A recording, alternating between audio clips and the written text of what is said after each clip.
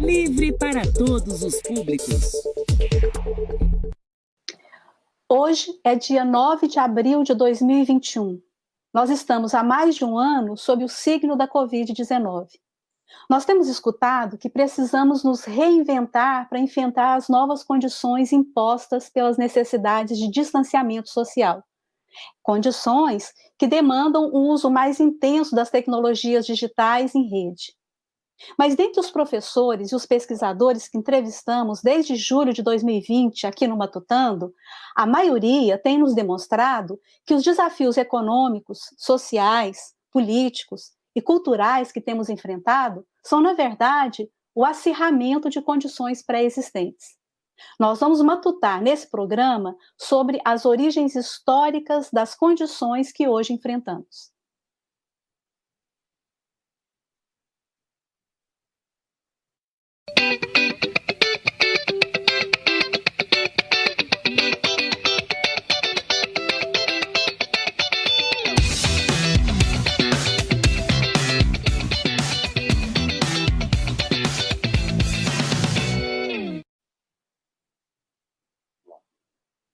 Eu sou Joana Peixoto, professora no mestrado em Educação para Ciências e Matemática do IFG, líder do CADIO, Grupo Interinstitucional de Estudos e Pesquisas sobre as relações entre as tecnologias e a educação.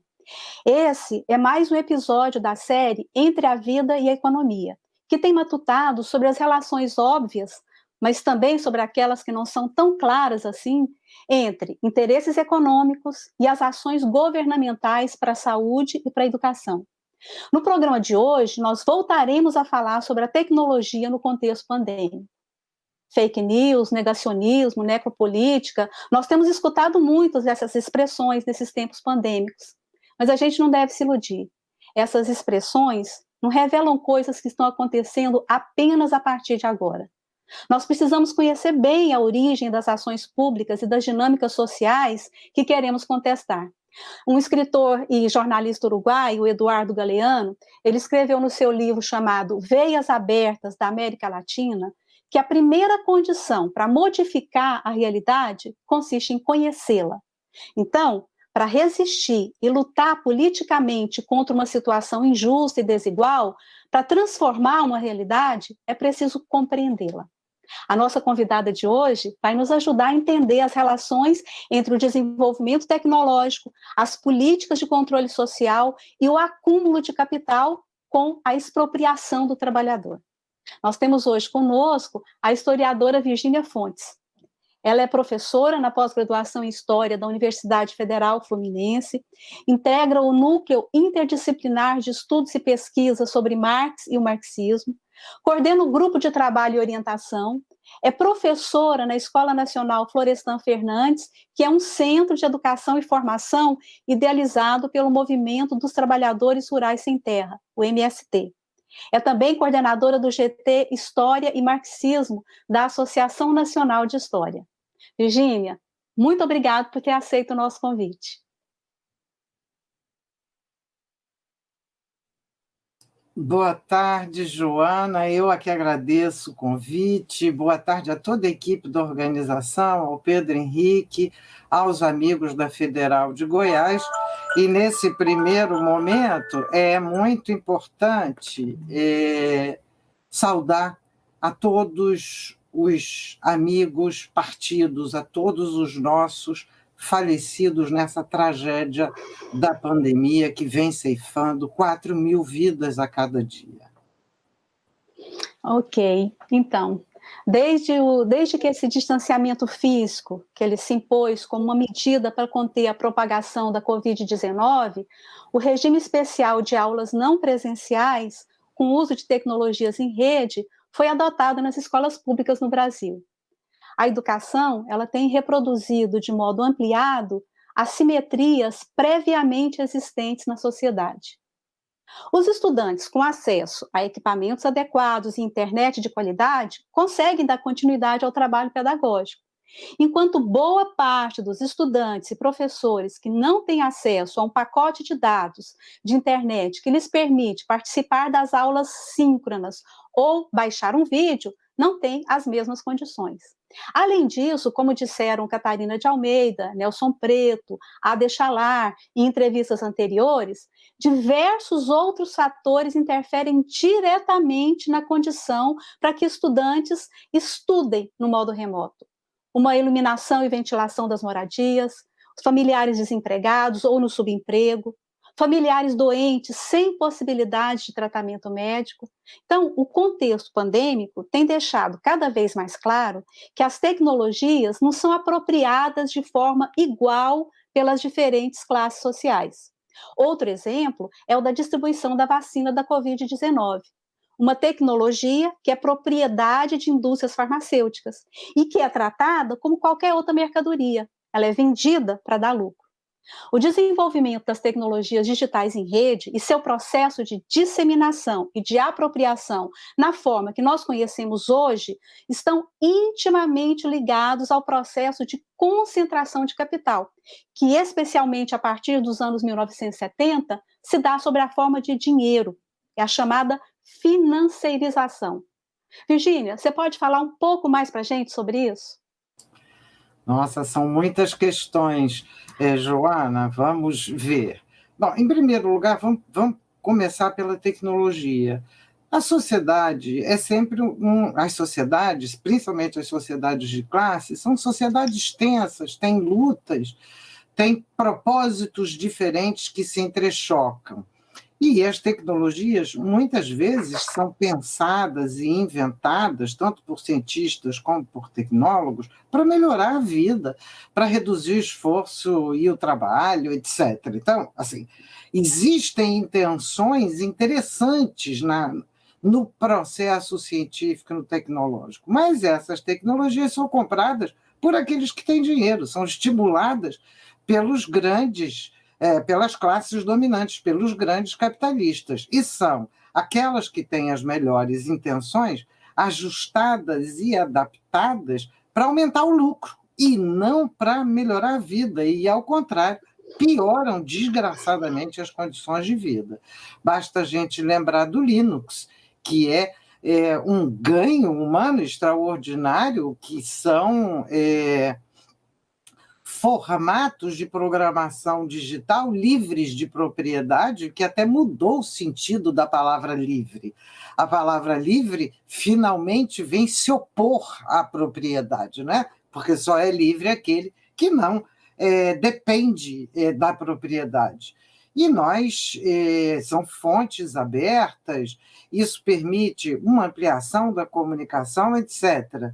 Mas a história dessas tecnologias, desgraçadamente, é a história do estímulo dado pelas grandes empresas e pelos grandes capitais, não só para o lucro, mas para conter os trabalhadores, para controlar os trabalhadores e as massas populares em geral, mas em especial as massas de trabalhadores. E isso vai sendo feito, inclusive, dentro das universidades privadas e públicas, através de startups, de incubadeiras, etc. Então, nós assistimos hoje a generalização do ensino remoto, que é uma extensão da EAD, da educação à distância, e que, infelizmente, nada tem a ver com melhorar a qualidade da educação, mas com a venda massiva de pacotes educacionais que são mais baratos e permitem explorar mais os trabalhadores, quer sejam os trabalhadores docentes ou os técnicos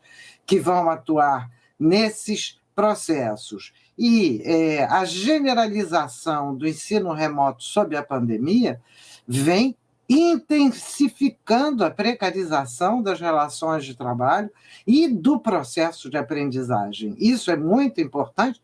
Lógico, você já lembrou antes, mas precisa ser repetido, que esse processo de ensino remoto está deixando de fora da educação pelo menos 30% no total dos nossos alunos que não têm meios para acompanhar esse tipo de processo. É um verdadeiro abandono dos alunos. Mas, para além da precarização, se trata de intensificar o controle sobre o trabalho docente, e isso resulta numa perda de autonomia docente e na redução da educação ao treinamento.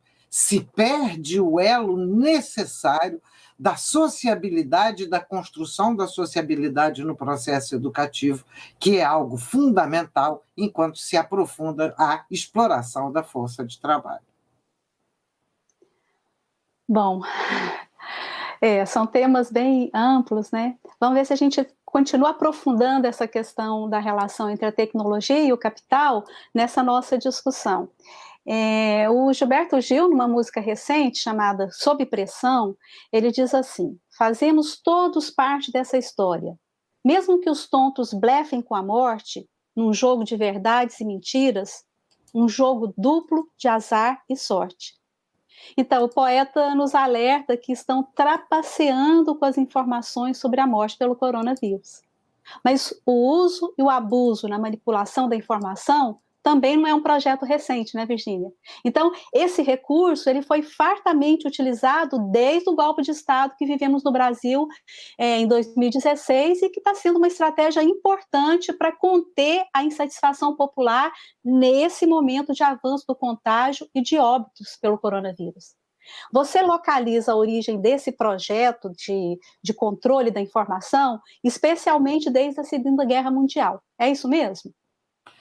O que eu fiz, né, um vídeo falando sobre isso, mostrando como a expansão do que eu chamei capital imperialismo, que é uma extrema concentração e centralização do capitais, acoplado a um entrecruzamento internacional da propriedade capitalista, que na época, no pós-Segunda Guerra Mundial, visava enfrentar a então União Soviética, era uma atividade de um anticomunismo primário, como esse formato resultou em expropriações intensificadas, isso é, retirar das pessoas das suas condições de vida tradicionais, impedir que possam produzir sua existência, especialmente os camponeses e os trabalhadores do campo, o que promoveu massas e massas e massas de trabalhadores necessitando vender força de trabalho.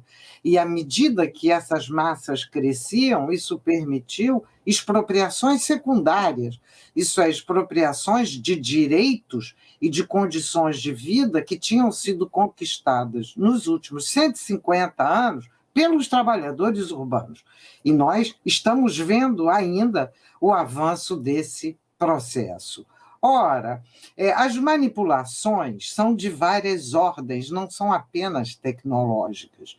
O que eu chamei de capital imperialismo, essa concentração, essas expropriações, é também a expansão de entidades associativas empresariais sem fins lucrativos, voltadas para uma enorme quantidade de funções, dentre elas, falsificar a organização popular e a luta política. E nós vemos isso no Brasil claramente com o Todos pela Educação, ou agora pela Coalizão Saúde, ou Todos pela Saúde, uma quantidade enorme de fundações e entidades financiadas por empresários, dizendo que são filantrópicas, quando, na verdade, estão tentando falsificar as lutas sociais. Ao lado disso, uma mídia proprietária intensamente rica e monopolizadora falsificou também, ao longo do tempo, as possibilidades de debate, de contraposição, de enfrentamento de posições claramente opostas desde a Segunda Guerra Mundial, e isso só foi se intensificando. Como eu falei na resposta anterior, essa é uma questão de luta social, e quanto mais massas populares, trabalhadoras, lutam para se conectar, se organizar internacionalmente, mais a dinâmica capitalista busca, de um lado, falsificar essas lutas, de outro, impor comportamentos. E as tecnologias de informação e comunicação vêm sendo utilizadas com seus algoritmos para impor comportamentos e não mais para comunicar ou circular informações. Então, como a mídia proprietária integra esses aparelhos privados de hegemonia empresariais ou essas entidades, isso significa que, por exemplo, no caso brasileiro, a Fundação Roberto Marinho ou a Rede Globo participa do Todos pela Educação, como participa a Fundação Lema, e participa da Associação Brasileira de Agronegócio, a ABAG. Tudo isso se apresenta como entidade sem fins lucrativos. E todos eles nutrem formas, se associam a formas tecnológicas de controle da força de trabalho, de exploração do trabalho e, na atualidade, de controle e de estímulo a uma cegueira sobre o mundo contemporâneo, negacionismo, e uma impossibilidade de conhecer de fato as diferentes posições, além da indução a um certo tipo de comportamento. Bom, estamos aqui conversando com a professora Virgínia Fontes sobre o capital imperialismo, né? Essas fundações e associações sem fins lucrativos que são financiadas por empresários, como uma forma de objetivação dessa relação entre capital, tecnologia e expropriação do trabalhador. Voltamos já.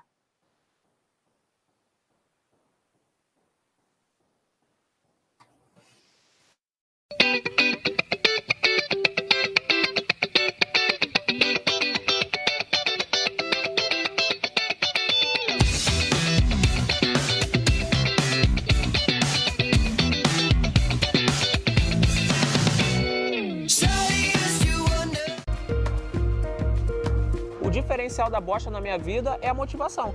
Entra um, entra outro e se surpreende com o que ela pode fazer dentro da bocha. Onde queremos, só basta ter meta e correr atrás dela.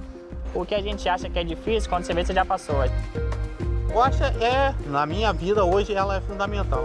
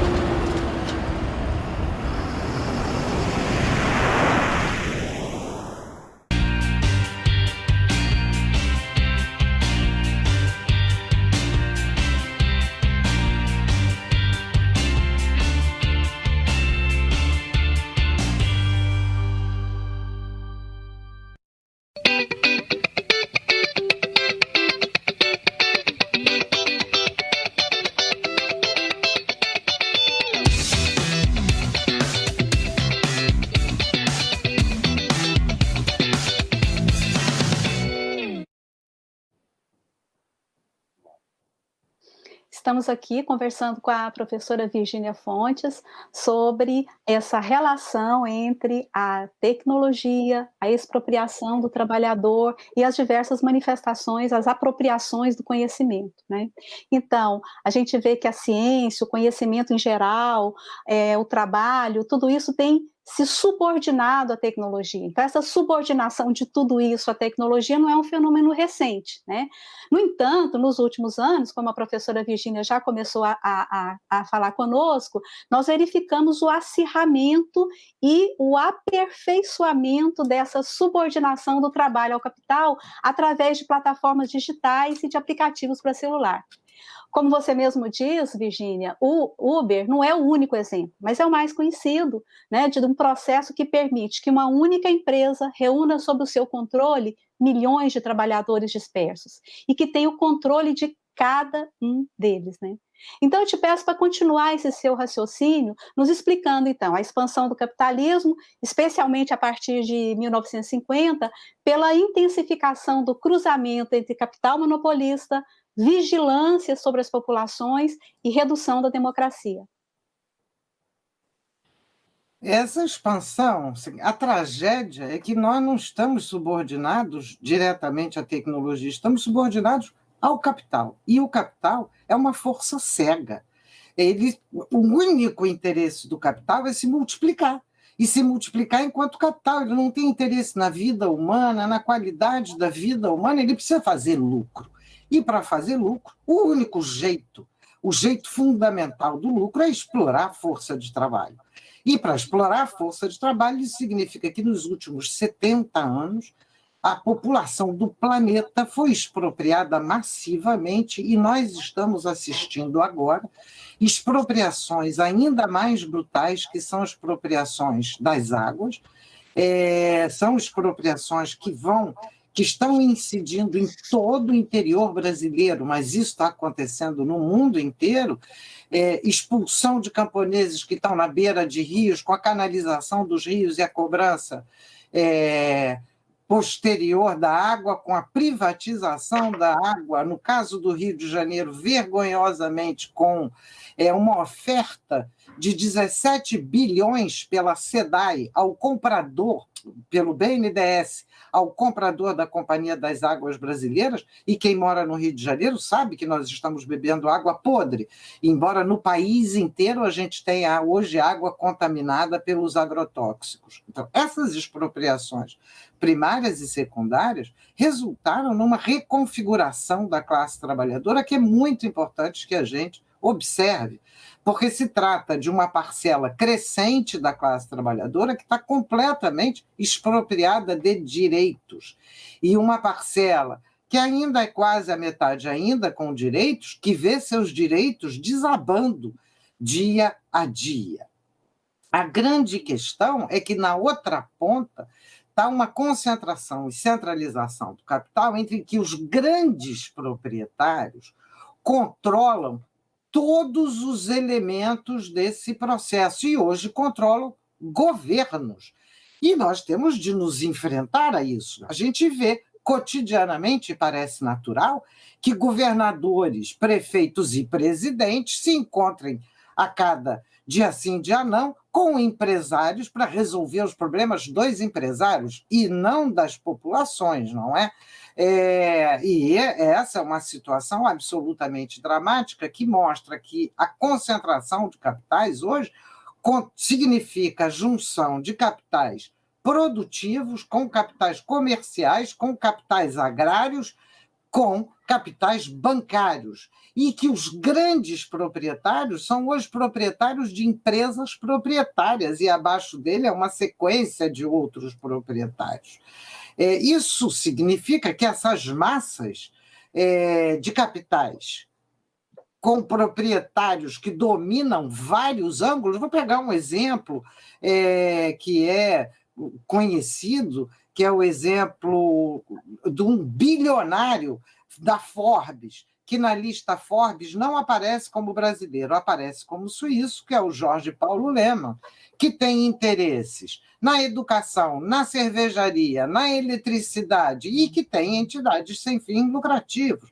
Eu estou só pegando um exemplo, isso está disponível na internet, qualquer um pode olhar, e que avança aceleradamente para concentrar mais formas de propriedade lucrativa e para explorar força de trabalho pela precarização dessas relações de trabalho e especialmente pelo controle instantâneo da atividade do trabalhador.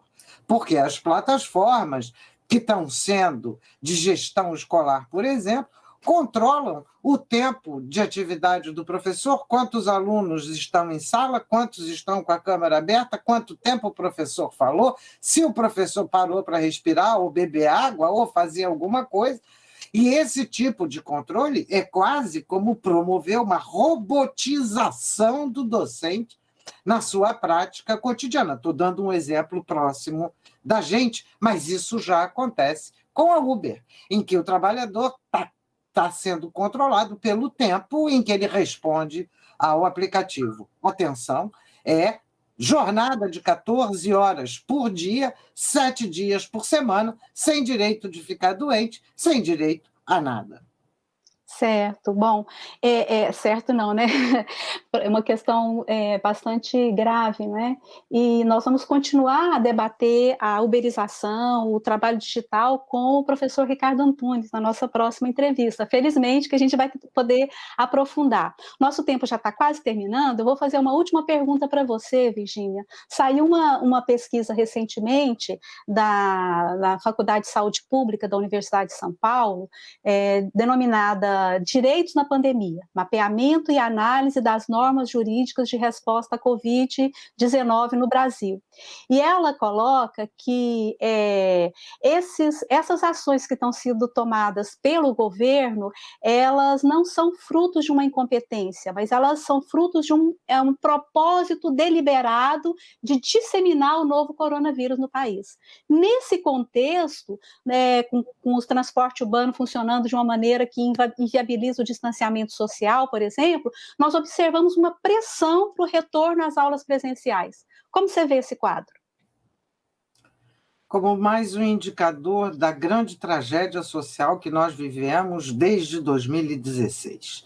Em 2016 se abriu uma tragédia social com a destituição ilegítima de uma governante eleita, com a introdução de um vice que tinha muitas acusações de ilegalidades as mais diversas, que ainda ficaram escancaradas no seu período de governo, e pela eleição com muitos elementos para que pensemos em formas fraudulentas do atual governo. Esse estudo que você citou, Joana, ele mostra que, na verdade, nós estamos diante de uma prática governamental de tipo genocida.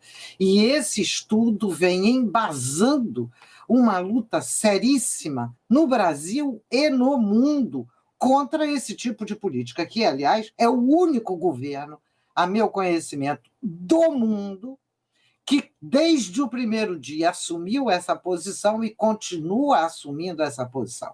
E, portanto, deve assumir a responsabilidade do que está fazendo.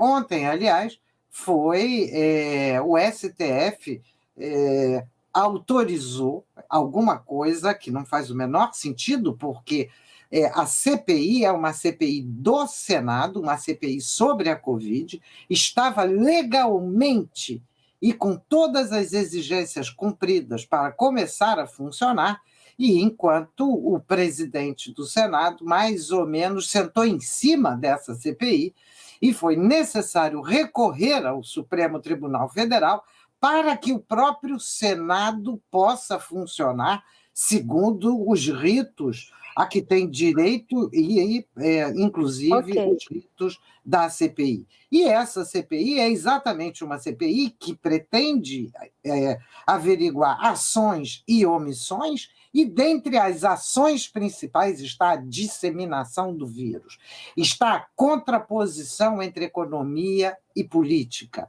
esquecendo que não há economia sem gente viva, e que empurrar as pessoas para o transporte, empurrar as pessoas para a contaminação, seria gerar o caos. E o caos está gerado. 4.000 mortos por dia.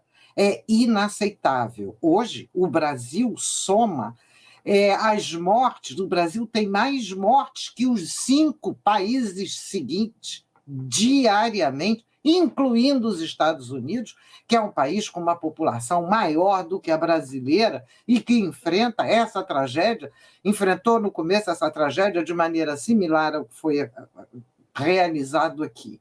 Ok. Nós precisamos voltar às aulas, compactuar com o genocídio. Nós precisamos defender a vida concreta das pessoas. Não dar auxílio decente é decretar o contágio e, portanto, é aprofundar a política genocida. Professora Virgínia, Muito obrigado pela sua participação no nosso programa hoje, um esclarecimento refinado, né, de um processo histórico de acumulação do capital em consonância com esse processo de expropriação do trabalhador. Muito obrigado e agradecemos muito a sua presença, então, no nosso programa hoje. Eu que agradeço. Ok. Bom, para saber mais sobre o assunto, nós indicamos o vídeo Tecnologia e Guerra de Classes. Esse vídeo faz parte de uma série conduzida pela professora Virgínia Fontes, intitulada Conversas Impertinentes, que está disponível no canal da TV Boitempo no YouTube. Para se exercitar na compreensão do mundo contemporâneo à luz do marxismo, você pode ainda ler o livro de Virgínia Fontes intitulado Reflexões Impertinentes, História e Capitalismo no Brasil, publicado em 2005 pela editora Bom Texto. Um outro livro que apresenta uma visão crítica sobre a tecnologia é intitulado Por Dentro da Caixa Preta, Tecnologia e Economia, de Nathan Rosenberg, publicado em 2006 pela editora da Unicamp. Como sempre, nós temos feito um convite para você participar do Arquipélago de Memórias, um projeto que está coletando depoimentos em áudio sobre como a pandemia da Covid-19 está afetando a nossa vida. Para acessar, digite Arquipélago de Memórias, UFG. Participe. No nosso próximo programa, a professora Ada Echalar, da UFG, vai dialogar com o professor Ricardo Antunes sobre trabalho digital, uberização e expropriação da vida. Até lá!